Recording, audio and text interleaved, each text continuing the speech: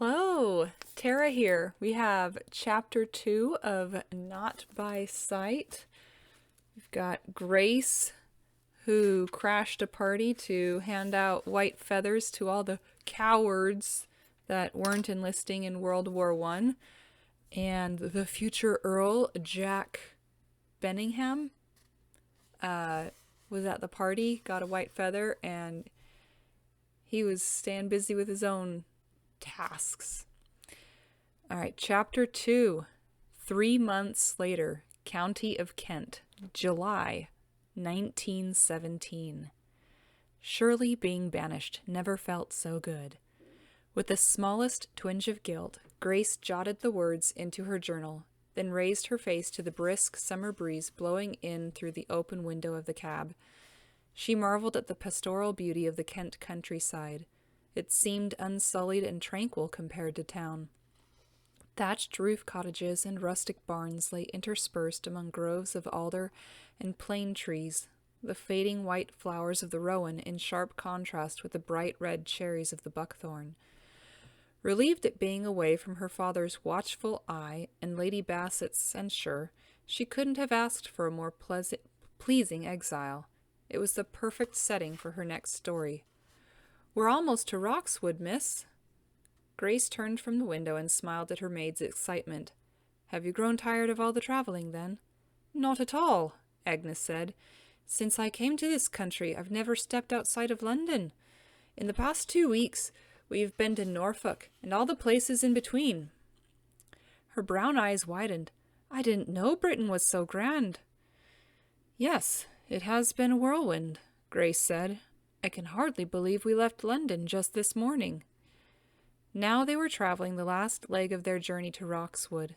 The Kent estate apparently encompassed an enormous amount of acreage between Canterbury and the town of Margate, and would be their home for the next few weeks as she and Agnes began their service in the Women's Forage Corps, WFC, harvesting and baling hay for the cavalry horses overseas. "It was good of your father to hire us a cab." "There wasn't much choice, since trains don't run on Sunday.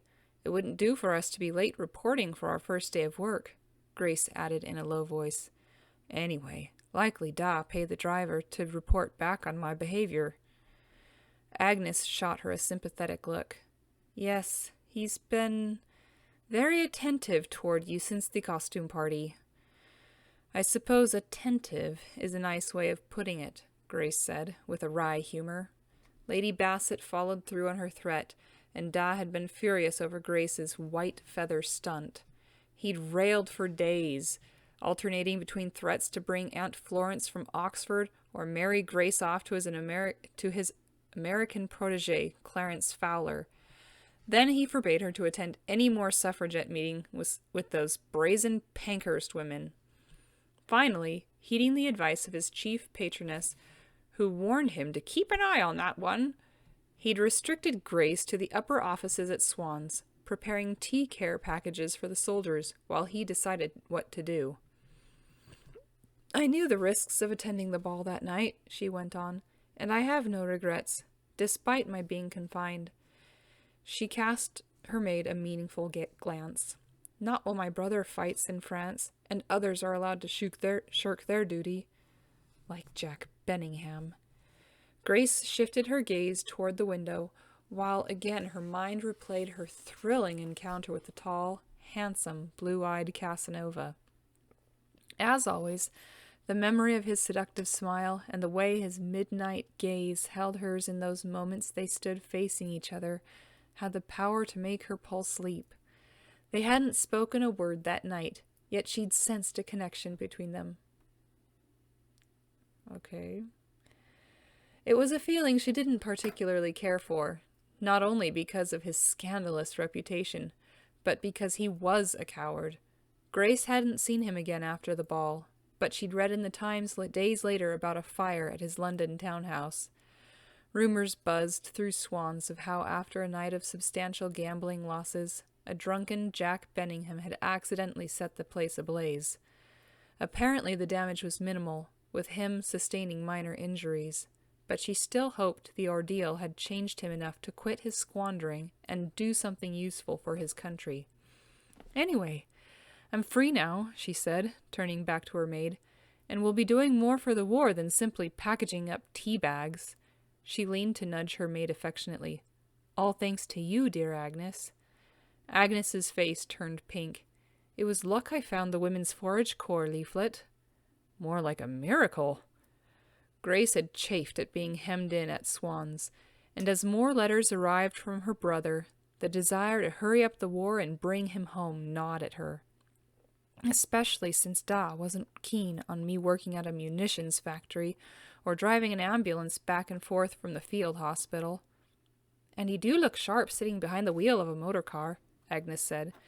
"But I think he worried about the danger. Remember the Silvertown accident?" Grace nodded. The Times had reported the munitions factory explosion killed scores of women workers. "All the more reason I'm grateful you suggested he let me join the WFC," she said, then laughed. "Honestly, I'd actually given up hope Da would let me out of his sight, let alone agree to my traveling to Kent. Yet here we are." "I think it might have to do with the recent bombings," Agnes said.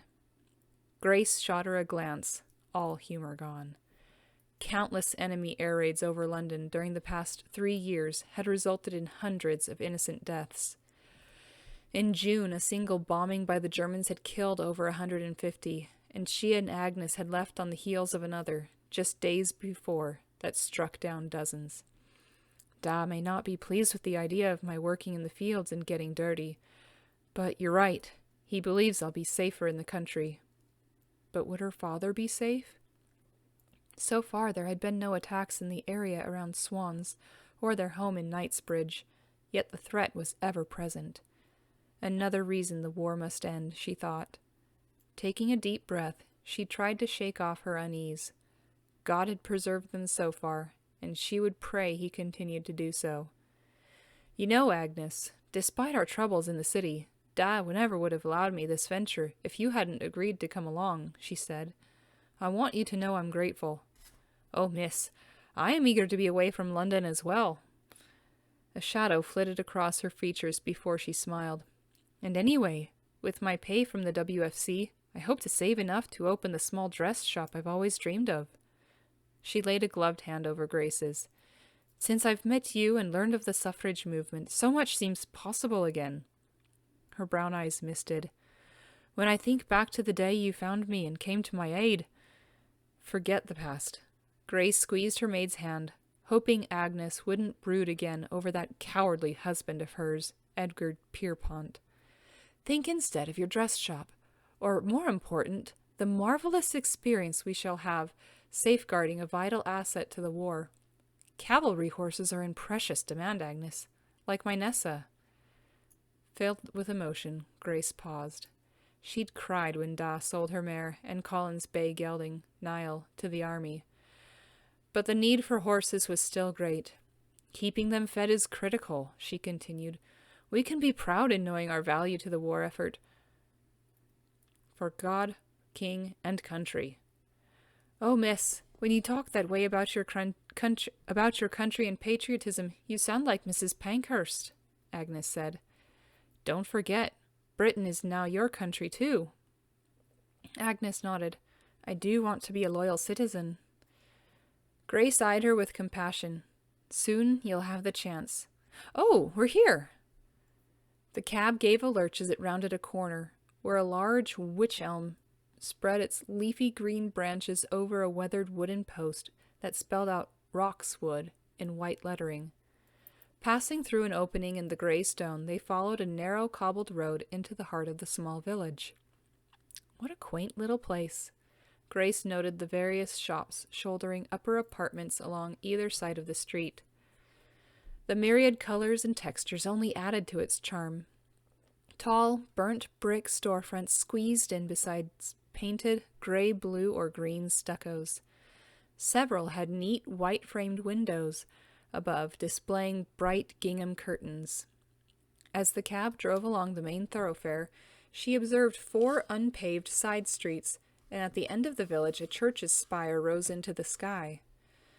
The driver pulled alongside what looked like a community hall at the center of town. A few shopkeepers clad in work aprons emerged to gawk at the newcomers. "There's someone from the WFC." Agnes pointed to a matronly woman standing beside a long cart drawn by a pair of draft horses. She was dressed in the same khaki trench coat, green breeches, and hat that Grace and Agnes would be wearing during their stay.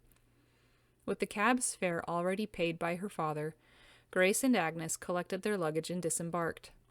"Miss, you don't think they'll have a problem with my being your maid, do you?" "Don't fret," Grace offered a reassuring smile. "We agreed you don't work for me at all while you're here. Remember? I plan to pull my fair share, and you must call me Grace. Look, here she comes." "Welcome, ladies, and right on time," the round-faced matron called out as she met them halfway. "I'm Mrs. Ida Vance, the gang supervisor at Rockwood."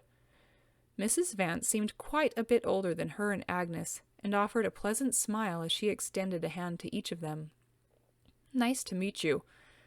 "Oh, nice to meet you. I'm Grace Mabry, and this is my—" Grace paused, glancing at Agnes. "My friend, Agnes Pierpont." "We're pleased to have the extra help." Mrs. Vance led the way back to the cart. "How was your trip?" "It's been a remarkable journey," Grace said. 2 weeks training at a farm in Norfolk, a stop back in London, and now we're here." "Well, since we don't work on Sundays, you can rest up. Tomorrow, be prepared for hard work. More local boys left for France last week, and there's much to be done. The estate covers many acres of land." "How far is it from here?" Grace asked. "A couple of miles." Mrs. Vance climbed nimbly up onto the cart's bench seat and took the reins. "Set your bags in back and hop on in." Once they were underway, she said, "There are 6 of us all together, and we billet at the estate's gatehouse. We'll stop there first so you can drop off your luggage. Then I'll take you to meet the others. One of the cats had kittens, and they're all down at the barn." The gatehouse turned out to be a 2-story stone building covered in ivy and situated at the entrance of Roxwood Manor. That seems like a pretty... I don't know. I don't know much about gatehouses. The first floor housed a small parlor and a kitchen with a breakfast nook. Another room off the kitchen contained a laundry area and bathroom. "We're fortunate Lord Roxwood had ordered the indoor toilet installed." Mrs. Vance winked at them, "especially with so many of us." "Will Lord Roxwood be overseeing our work?" Grace asked. "Dear me, no. He's the ongoing mystery of this place." Mrs. Vance had removed her hat, revealing pretty chestnut hair cut short in the latest style. Along with the sparkle in her hazel eyes, Ida Vance didn't look terribly old after all. "No one knows him because he's never been seen. Some aren't even certain he's in residence." "Really?" Grace quelled an impulse to retrieve her journal from her bag and take notes. Could this be her story in the making? "Can you tell me more about him?" "Later." Mrs. Vance led the way upstairs. "Right now, I'll show you to your sleeping quarters."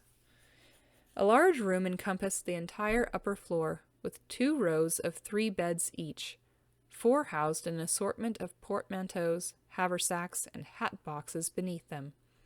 "We're only here long enough to harvest the hay, but it's a place to call home." Mrs. Vance waved a hand toward 2 empty beds. "Choose between them and leave your bags. I'll meet you back downstairs." "Well, what do you think, Agnes?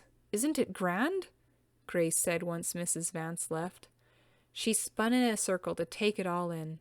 "And this place even comes with its own mystery, the never-before seen Lord Roxwood. I'll have so much to write about." "When you're not baling hay, you mean?" Agnes teased.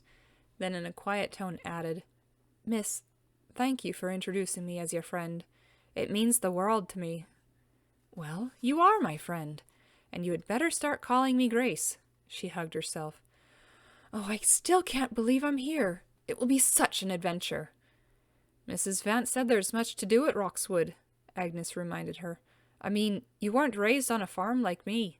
The work's going to be harder than the chores we did at the practice farm, but with your determination, you'll catch on quickly." Her brown eyes shone with sincerity. "And I'll help you all I can." Grace sketched a playful bow. "Then I rely on your experience and good sense to keep me out of trouble." Agnes nodded. "Absolutely, miss." "Grace," she reminded her. "Yes, Grace," Agnes repeated with a smile. Back in the cart, she and Agnes sat beside Mrs. Vance, who drove the team along an uneven dirt track toward the barn. Roxwood Manor came into view, and Grace leaned out from her seat to try to glean a better look. The 2-story brick house was set back from the main road by a long, graveled drive. Lacking the tall mansard roof and numerous dormers and columns of Lady Bassett's sumptuous mansion, it resembled more a country squire's home than a palatial estate. Grace found the manor's unpretentious looks comfortable and pleasing. Rounded stone steps led up to a massive oak door, and the white stone pediment, supported by 2 matching white columns, seemed modest enough. For a moment she imagined a family picnic on the front lawn, or beside the majestic rose garden blooming with vibrant color.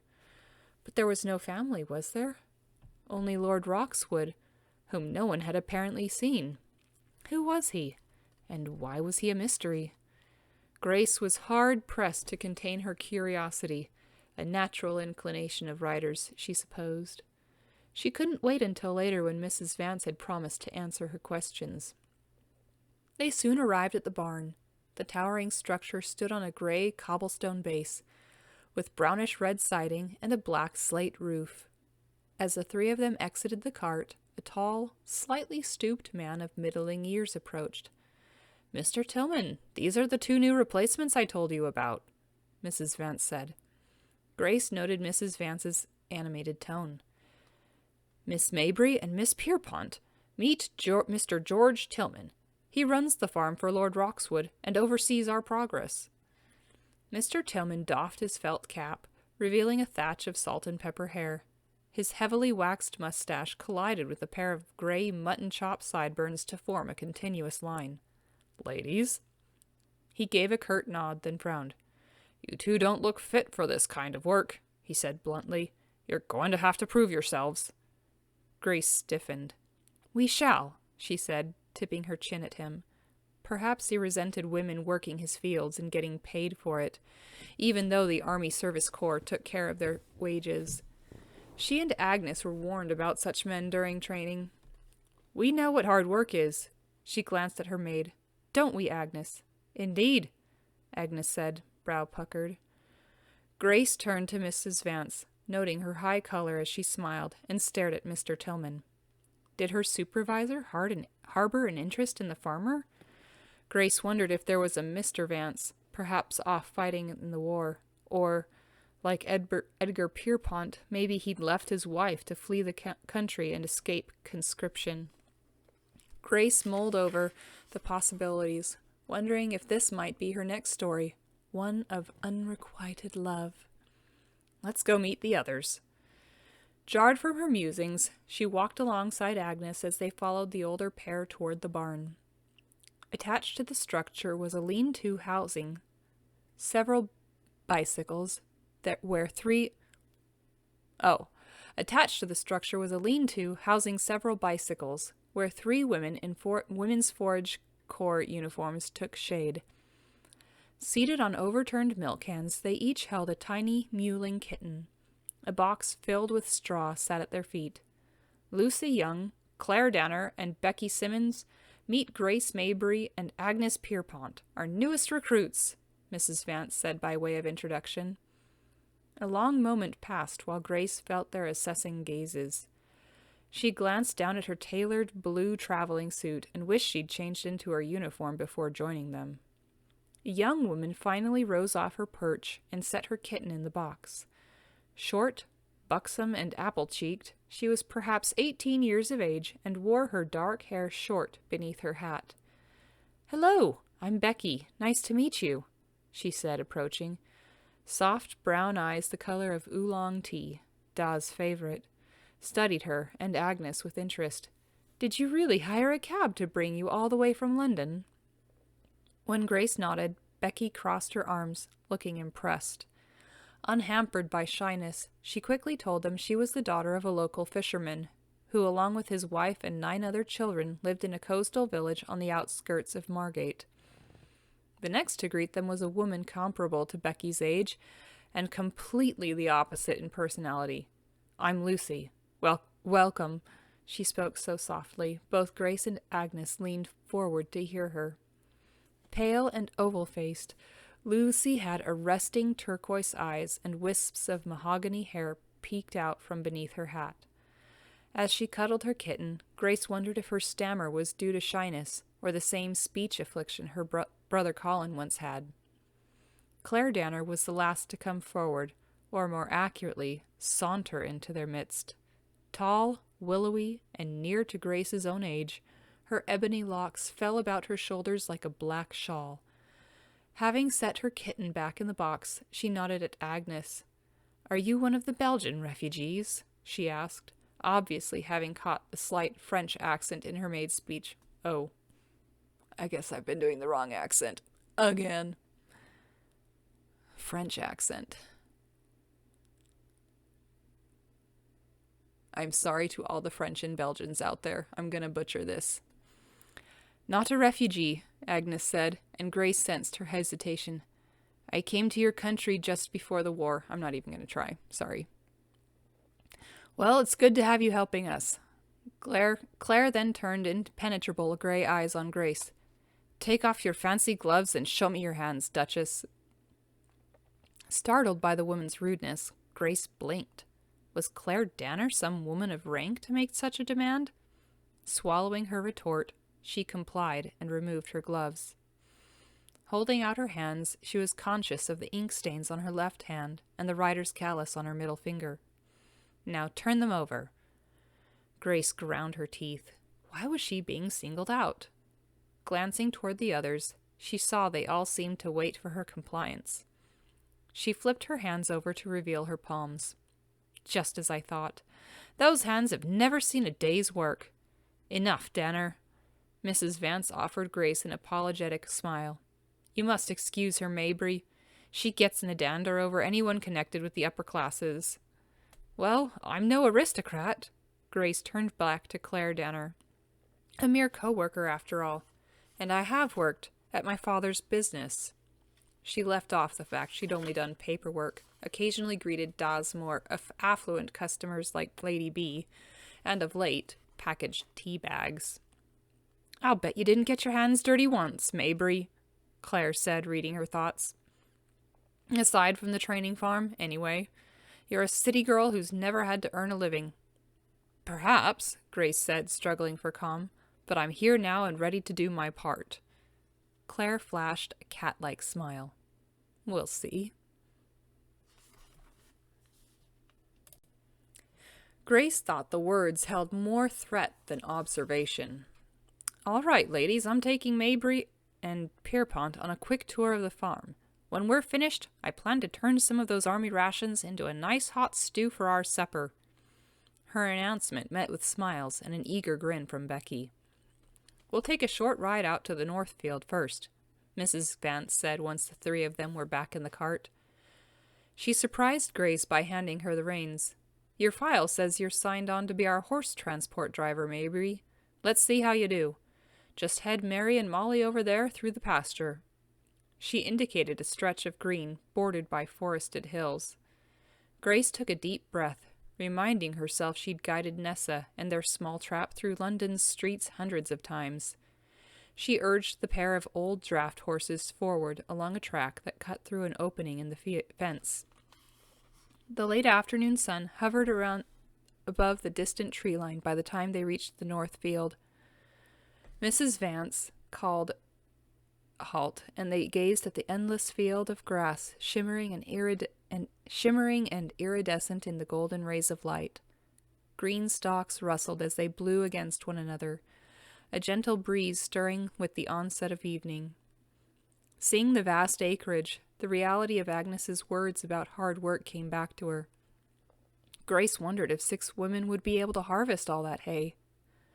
"The harvest begins next week," Mrs. Vance turned to Agnes. "Pierpont, you'll be one of the baling hands." "Yes, ma'am. I was raised on a farm and know about raking and hauling bales. I may not look it, but I am quite fit." "Good to hear." To Grace, she said, "You're in charge of the horse-drawn mower and rake, as well as taking the cart to the field each day once the steam baler is running." She paused. "And since you'll be working with the horses, I'm glad to see you're an able driver." "Thank you, Mrs. Vance," Grace said. "We had a pair of bays stabled in London, before the army bought them. I can also operate a motor car. I mean, if there's ever a need." "It's noted on your application, Mabry. Unfortunately, the army has confiscated many private vehicles for use overseas, in particular the trucks. So you won't be driving around here." Mrs. Vance smiled. "Still, it's good to know you're such a modern young woman. Mr. Vance drove a lorry during the early part of the war, before he broke his hip and got sent home. Once he recovered, the army deemed him unfit to return. He took a job with the railway, driving a supply truck for the Liverpool Street station." "Ah, there was a Mr. Vance. Where is your husband now?" Grace could have bit her tongue as grief swept across the woman's features. "Killed 2 years ago. The October bombing at Westminster," Mrs. Vance said softly. "My Robbie liked to stop for a pint after work at the Old Bell, not far from the theatre." The hazel eyes welled with tears. "Imagine surviving the war, only to die in a pub." "I'm very sorry, Mrs. Vance." Grace turned to Agnes, and they shared a look, each recalling the recent air attacks on London. "It's all right." Mrs. Vance wiped at her face with the back of her sleeve. "I just miss Mr. Vance, bless his soul." She smiled through her tears. "I try to take comfort knowing he's in heaven with our Lord, while the rest of us must stay here and get on with the task of living." Indeed they must, to win the war, thought Grace fervently. Once the enemy was defeated, London would be safe again, and her brother could come home. "We should head back now." Mrs. Vance was composed once more. "It's getting late, and I've still more to show you." When they returned to the barn, she finished with a walking tour of the farm. "When we're not haymaking, we perform other tasks for the Army Service Corps," Mrs. Vance said, "like mending tarpaulins and making burlap sacks. Before the war, men did it all, but I'm proud to say we ladies are making rather good progress in their absence." They walked past the barn and outbuildings to an enormous garden of vegetables. Beyond the garden, a chicken coop held a flock of clucking, squawking hens, and a bit farther was a pig pen with 24 very rotund pigs and their piglets. "We also help with the farm work when there's a need, like gardening or animal husbandry." She turned to them. "Germany's U-boats have been sinking supply ships coming into Britain, and food is becoming scarce. A few months ago, the Women's Land Army organized to aid in the crisis through farming here at home. But it may be weeks before they arrive to help at Roxwood. Until then, the WFC will help supply Britain with food, both here and abroad." "Agnes and I are ready to do our best." She beamed at her maid. They would feed the nation. Grace felt ready to burst with patriotic pride. "Where shall we start first, Mrs. Vance?" Mrs. Vance chuckled. "Your enthusiasm does you credit, Mabry. I'll assign tomorrow's duties at supper. Speaking of which, let's make haste before I have a starving mob on my hands." An hour later, the 6 women sat around a long wooden table that took up most of the compact kitchen.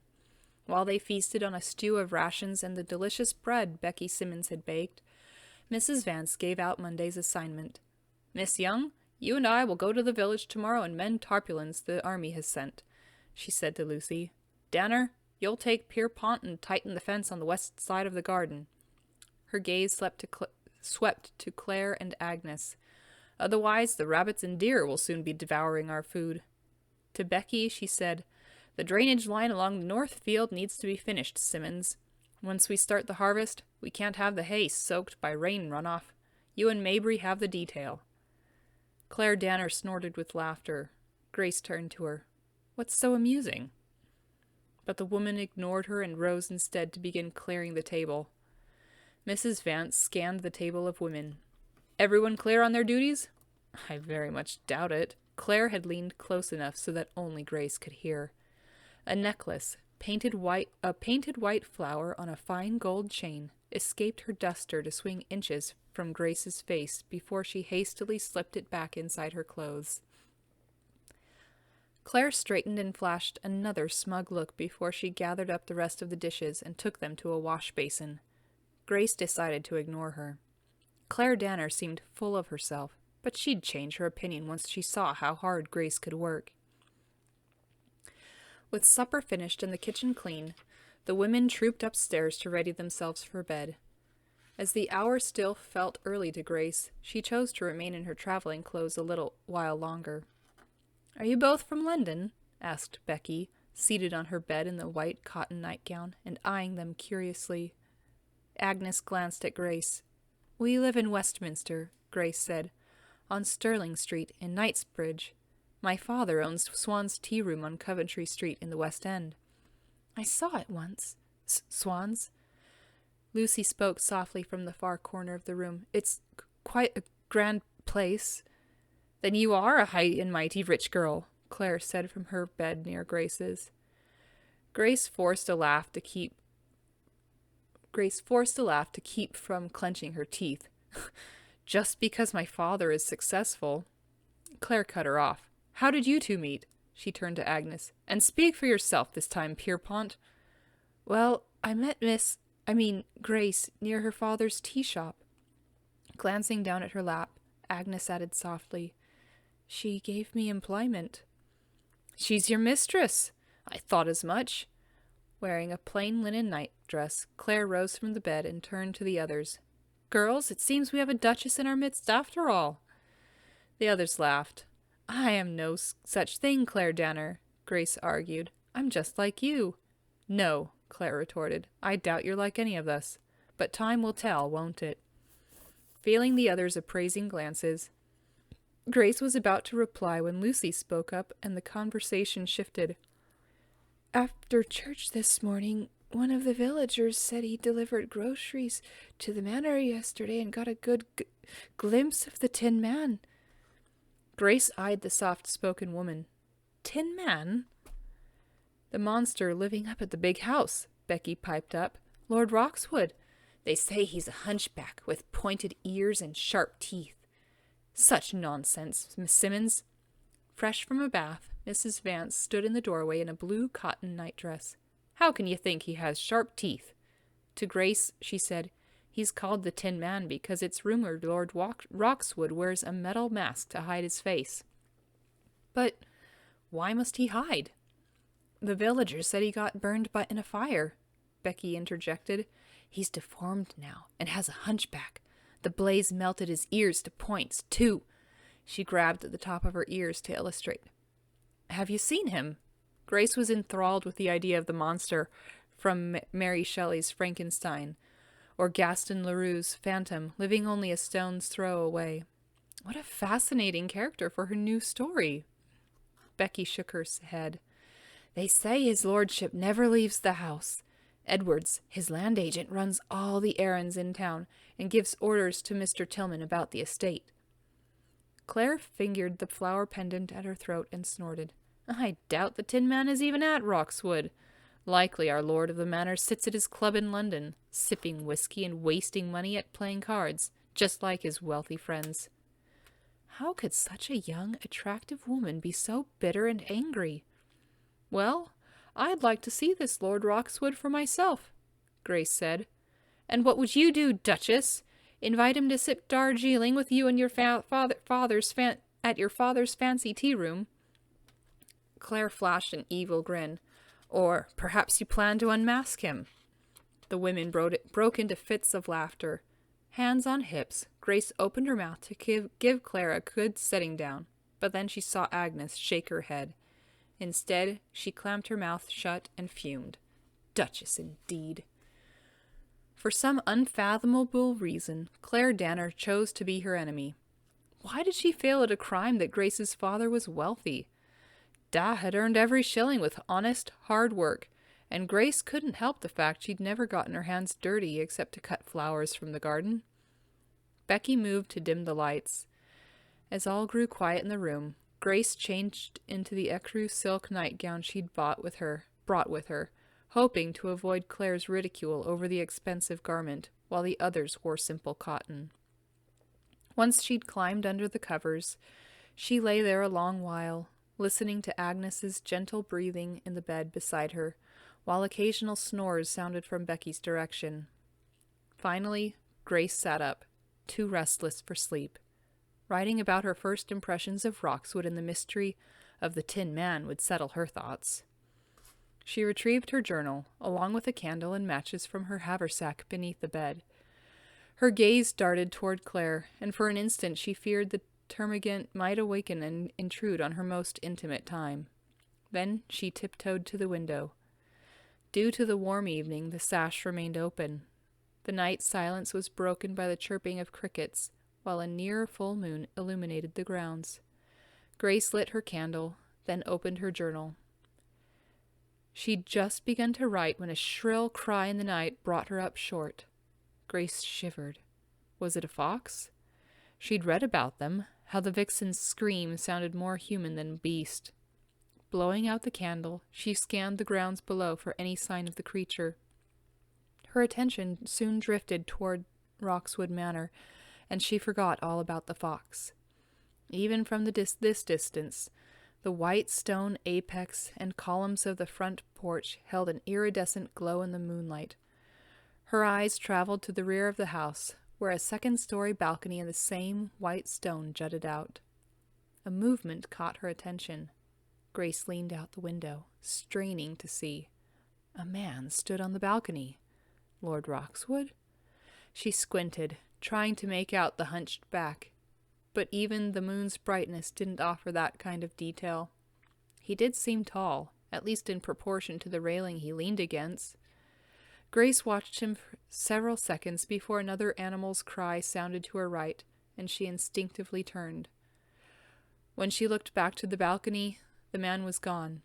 Had she seen someone? Or did the moonlight play tricks on her imagination?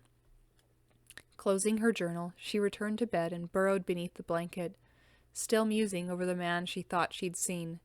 Then she rolled onto her side, and her thoughts went to Claire and her earlier taunts. Grace punched at her feather pillow.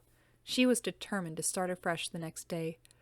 She would show Claire Danner she was made of sturdy stock. Despite a refined upbringing, she could work just as hard as the rest of them. She thought of all Patrick Mabry had achieved through the sweat of his brow, building up a lucrative tea empire, owning swans, and the planned expansion of several tea rooms throughout London. She and her father may have their differences in convention, and both were more strong-headed than either cared to admit. But Grace was his daughter, and Mabrys did not give up. All right. Thank you for joining me. We'll meet you again later for Chapter 3.